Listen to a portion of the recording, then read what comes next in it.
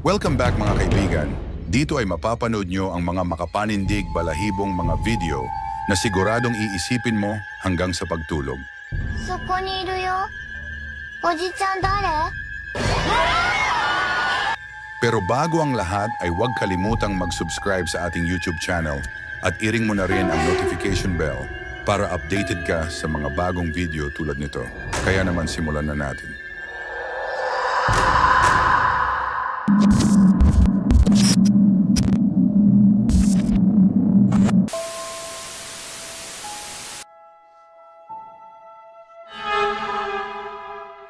Sa video na ito ay makikita natin ang babaeng ito na gumagawa ng video sa loob ng kanyang kwarto.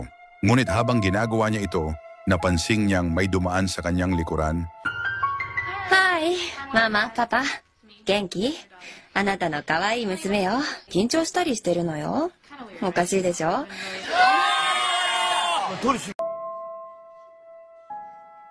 Tila isang anino ng babae ang dumaan sa may pintuan sa likuran ng babaeng ito. Kanya itong napansin kaya sinubukan niya itong tingnan. Naisip niyang guni-guni lang kaya nagpatuloy siya sa kanyang ginagawa. Ngunit, もう、やんなっちゃう。カメラが。何が起こったの？おかしいわね。よし、カメラはこれでいいはず。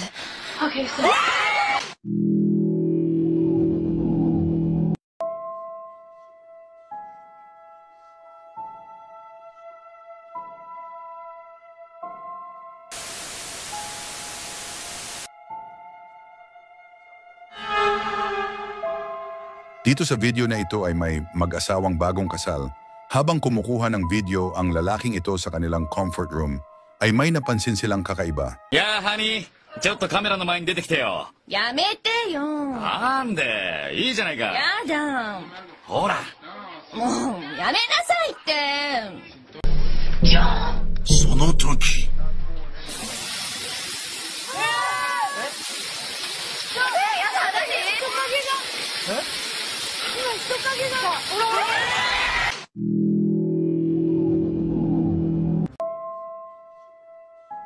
Isang babae ang biglang lumitaw sa kurtina ng comfort room.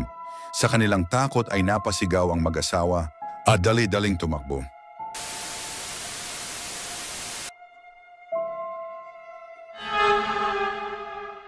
Sa video na ito may isang banda na nagpe-perform sa stage. Walang naging problema sa kanilang pagtatanghal. Nang matapos ito ay kanilang pinanood ang naging resulta ng kanilang performance hanggang may napansin sila sa video.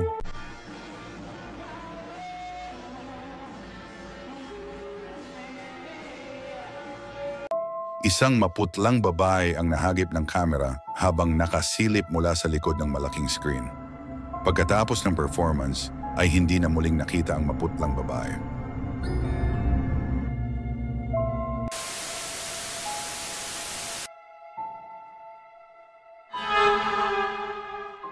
Dito sa video, may magkakaibigang magkakasama sa isang bahay na nagsi-celebrate ng birthday. Pero bago ang celebration, sinopresa mula nila ang kanilang kaibigan at kinantahan nila ito.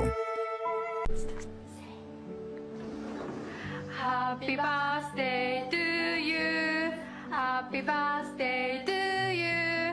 Happy birthday, dear Mao. Pero lingid sa kaalaman nila, meron pa pala silang kasama na hindi nila nakikita at siya ay magpapakita sa likod ng may birthday.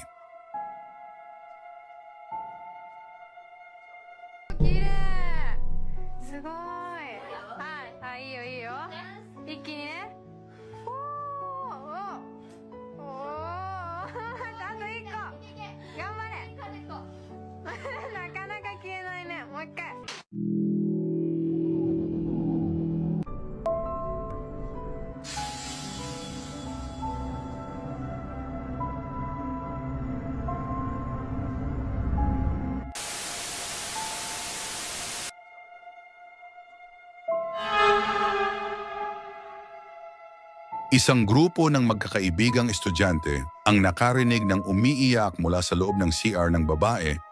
Alam nilang may isang sikat na urban legend sa Japan, si Hanako-san. Ayon sa kwento, isa siyang multo ng batang babae na naninirahan sa mga CR ng paaralan.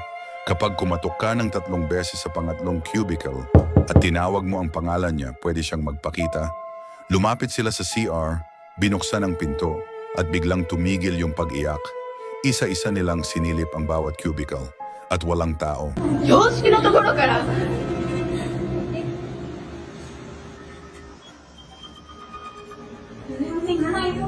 嘘取ってよねえ誰もいないよ本当に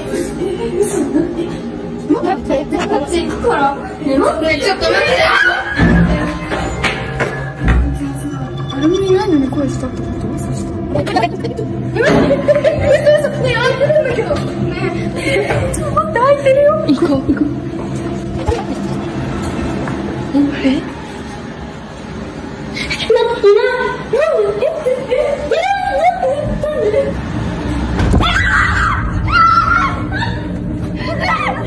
Papalabas na sana sila ng isang malakas na tunog ang narinig mula sa dulo ng CR at napalingon silang lahat. Sa likod ng bahagyang nakabukas na pinto, sumilip ang isang nakakatakot na mukha ng batang babae. Napasigaw sila at sabay-sabay tumakbo palabas.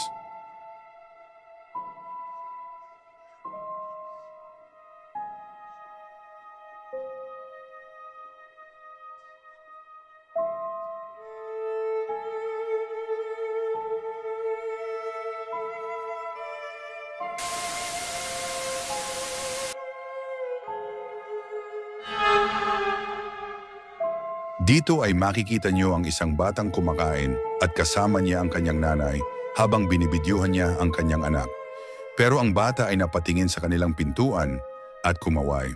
Ang ginawa agad ng kanyang nanay ay inikot ang kamera para makita kung sino ang kinakawayan ng bata. Dahil wala naman ibang tao sa kanilang bahay kundi sila lamang dalawa.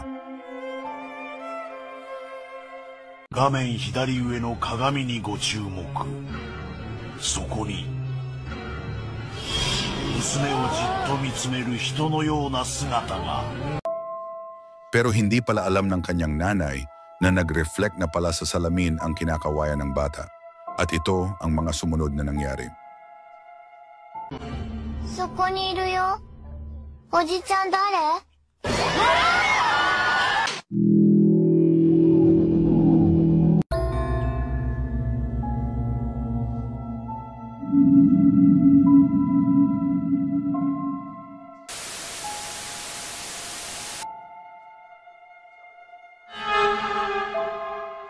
Dito ay makikita nyo na may magkakaibigang magkakasama sa isang room o tila ba nasa isang ospital sila na binisita nila ang kanilang kaibigan. Habang kumukuha ng video ang isa nilang kaibigan, halos normal lang naman ang makikita nyo dito. Pero hindi pala nila namalayan na meron palang isang batang dumungaw sa gilid ng kama na kung saan nakaupo ang lalaking nakabonet.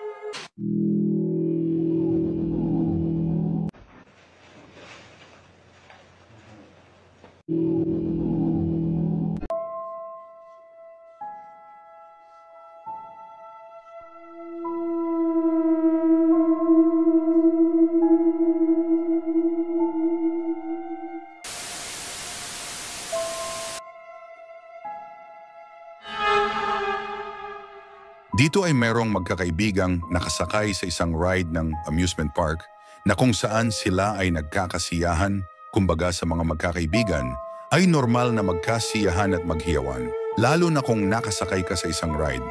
Pero alam mo ba na meron palang isang babae ang nakiki-enjoy sa kanila na hindi nila alam na katabi pala ng isang babae na nakakulay pink sa dulo.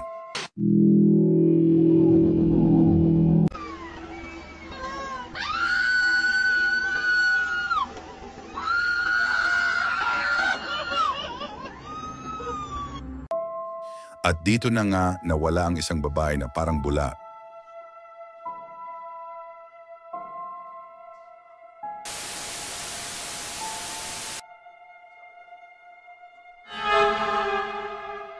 Dito ay mayroong magkakaibigang magkakasama habang kumakain sa isang bahay. Yung tipong normal lang at wala namang kakaiba sa mga pinag-uusapan nila, ngunit habang kumakain sila at nag-uusap, bigla silang na-interrupt.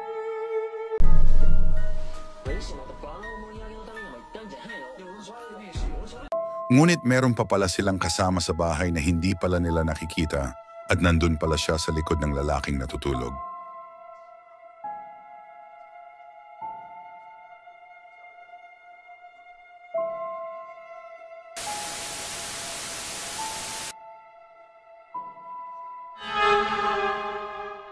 Dito ay makikita niyo ang isang batang babae na nakaharap sa salamin habang kinukuhanan siya ng video ng kanyang nanay.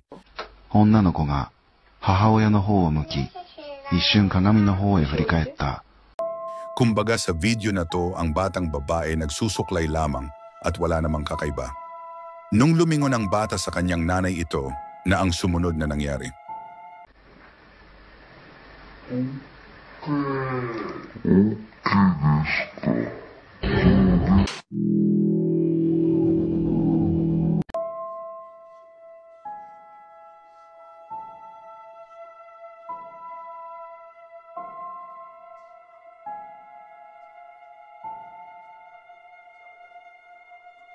Dito nga ang refleksyon ng bata ay hindi na gumalaw